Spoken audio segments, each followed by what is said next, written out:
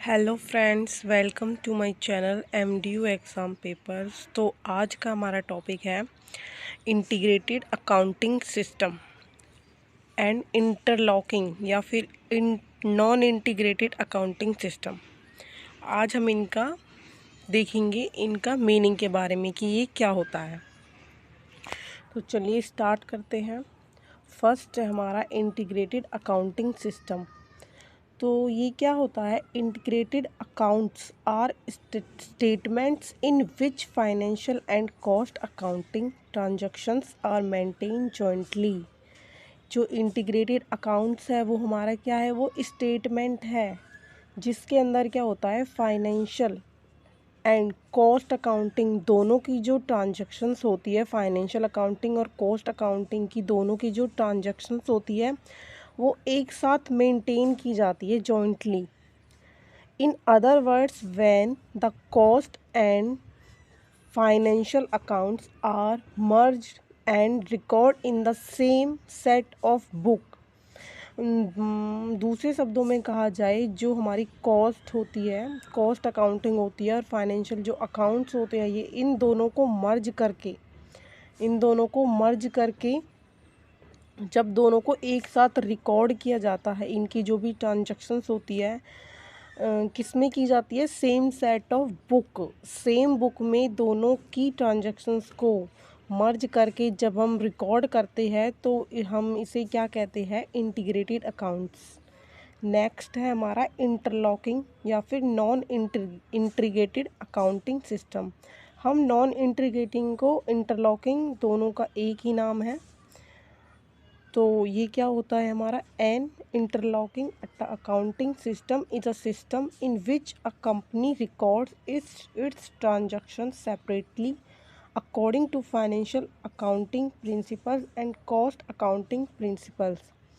जब क्या होती है, ये किस तरह का सिस्टम है? जो इंटरलॉकिंग अकाउंटिंग सिस्टम है, ये एक सिस्टम है जिसके अंदर क्या होता है, एक कंपनी होती है जो हमारी, वो रिकॉर्ड्स को, जो उसकी ट्रांजैक्शंस होती है, क्या करती है? सेपरेटली क्या करती है? रिकॉर्ड करती है।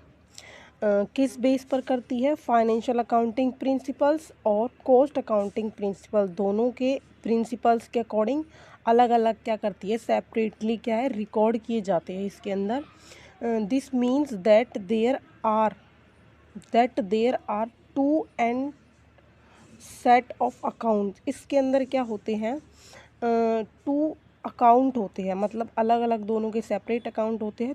टू सेट ऑफ अकाउंट्स होते हैं, financial account and cost accounts. अब हम देखते हैं features of integrated accounting system.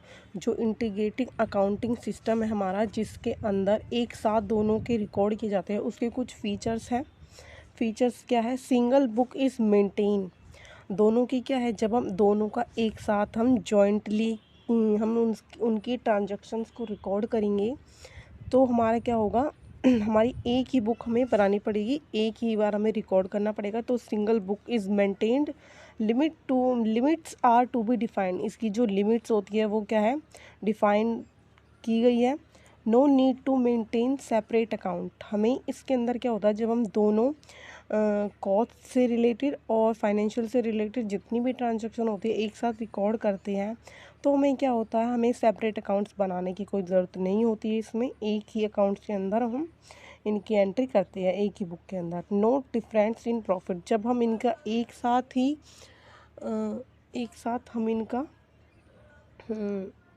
हम इनकी ट्रांजैक्शंस करते हैं तो क्या होता है? इनका जो प्रॉफिट आता है उनमें क्या होता है? कोई भी डिफरेंस नहीं होता है। Beneficial for small firms. ये जो इंटीग्रेटेड अकाउंटिंग सिस्टम होता है ये स्मॉल फर्म्स के लिए यूज़फुल होता है। No need to prepare any adjustment account. क्या होता है? हमें कोई भी किसी भी तरह का एडजस्टमेंट अकाउंट बनाने की इसमें ज़रूरत नहीं होती है।